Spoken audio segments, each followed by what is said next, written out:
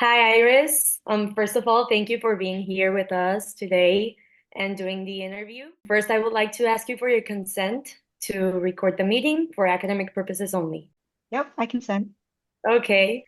And would you like to tell us some things, like just small things about yourself, like where are you from, where are you studying, experience, like as an international student, like where, how many years? Yeah, so my name is Iris. I'm currently a student in the University of Toronto, and this is my fourth year studying in Canada. I did high school in Canada for the past 3 years, and yeah, it's been a enriching experience. Oh, and I'm also from Hong Kong, so definitely a bit far from home. Perfect. Thank you. All right. I think we should just do a quick little introduction about ourselves, just so that you can get to know a little bit of something about ourselves. So I'm Ricky. I am a third year at the Ohio State University, and I really like to swim. So you already know me. I'm Romina. I'm from Mexico, and I'm on my third semester here in Monterrey. Yeah, I'm Sophia. I go to OSU and I'm a second year. I'm Jesus. Also, I am from Mexico, Monterrey, and I am the second year. All right, my name is Karen. It's my second year at OSU. My name is Marifer. I'm from Mexico and I'm a third semester computer science student. Nice to meet you all. You guys are so diverse. Like, I didn't know that I would be meeting with so many different people. Yeah, we're all over the place. All righty then. We're going to be asking you two sets of questions.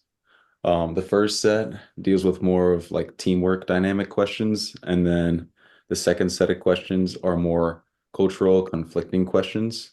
Sophia, you have the first question. Yes. So, how do different communication styles impact the way team members collaborate in a team from like your experience? It's a good question. I think it mostly impacts the way we feel about each other, which can in turn affect the dynamic and how we share ideas. And I think that like groups definitely do need different styles of communication to function effectively. Like if everyone had like a passive communication style or an assertive one, like it would really affect the group dynamic and also the honesty that everyone like shares in the group. All right, moving on. How do cultural norms influence how the team handles disagreements? The biggest factor is like how it impacts respect. So obviously, different cultures have different things that they deem respectful. So for example, in Asia, where I'm from, people tend to be quite direct, whilst in Western cultures, a lot of things tend to be sugar-coated, and this can either result in like further disagreement or a quick resolution. So it's very unpredictable, I would say. Gotcha. All right. How do you balance individualism when learning the norms of a new culture? I'm very lucky to have been in an international school in my entire life. So I was already used to interacting with people of different cultures. So when I first started studying abroad in Canada, I think I integrated quite quickly. But I think the biggest challenge was learning to be independent and to trust myself and my decisions more. So I think it might sound counterintuitive, but I did have a lot of support from my family and friends who were also going on their own. Oh, sorry. Sorry, my roommate spilled some things. But no, what was I saying? Oh yeah. I think I did have a lot of support from my family and friends who were also on their same personal journey as well. So I think having people who like were going through the same things definitely helps. Gotcha. Did you have your friends in Canada go through the same experience or like more or less family members? I think it was just my friends, yeah, because I there were a lot of international students there. Romina was one of them. Mhm. And so yeah, very Gotcha. interesting to interact That's with people. awesome. Yeah. Well, the next question is for me, and it's can understanding power distance help a group work together? And also, what if a team member have different expectations of authority and leadership? I think that with any group, it's really important to approach teamwork with a positive and open attitude and really like embrace any challenges that comes towards you that also comes with and that comes with like understanding power distance. I think that if people have different expectations of authority and leadership, it's really important to establish that those ideals beforehand and to make sure that everyone's feeling comfortable before starting the task. So, what are your experiences with cultural values such as individualism versus collectivism? Mm. So I'm in Hong Kong, where people tend to be quite individualistic and mind their own business more, I guess. So I think in workplace settings or in group projects, people in Hong Kong tend to be less communicative and try to do their own thing. And whilst this can be productive, for the individual person, I think that it sometimes like leads to an imbalance in the work being done. So like the amount of work essentially. So often people who tend to be less communicative tend to do most of the work because they're not willing to communicate personal struggles or tend to believe that the work can be best done if they were to do it themselves, rather than, everyone doing it together. And I think that it'd be harder for them to work in a group. But I think that in a collectivist culture, people obviously prefer working together. And I think despite that, it's also um, it may be less productive because people tend to be less direct, and therefore, if there were any issues, people might feel like uncomfortable communicating them because of the fear that it may hurt the group dynamic.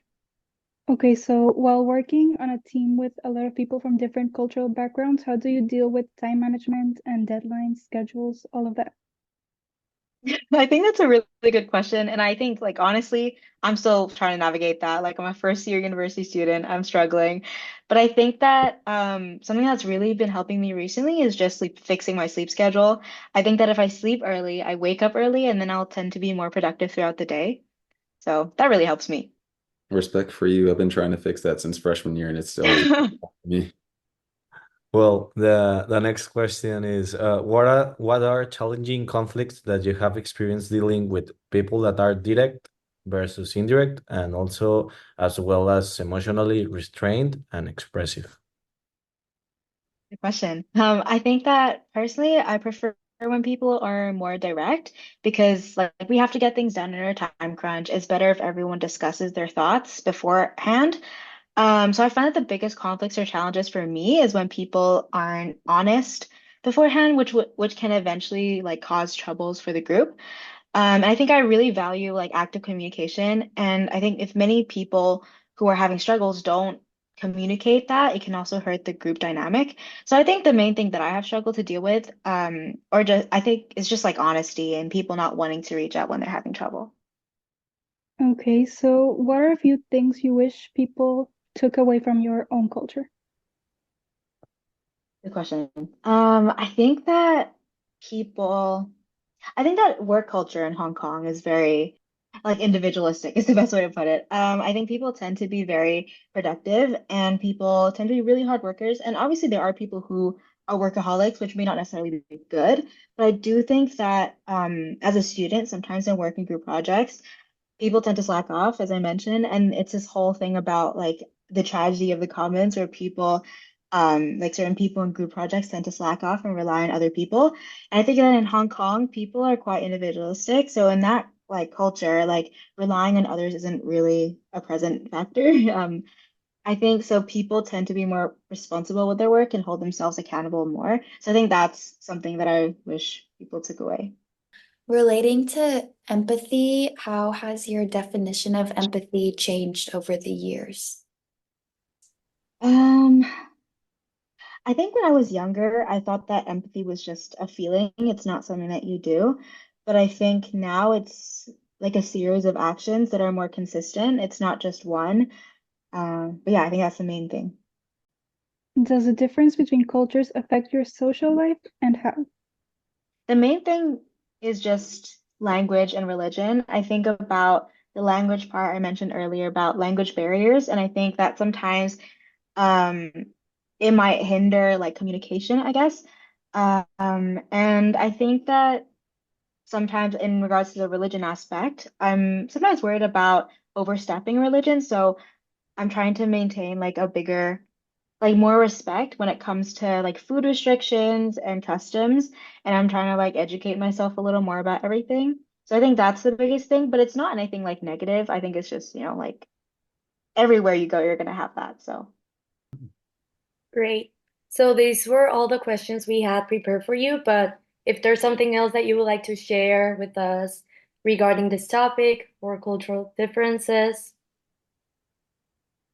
mm, I don't think there's anything else. You guys made really good questions. Okay, Covered a lot perfect. of things. But well, no, thank you again for your time. I think I can speak for all of us when I say that we have learned a lot from you. And well, you're just a ray of sunshine, Iris. Thank you so much for being Oh, here. thanks.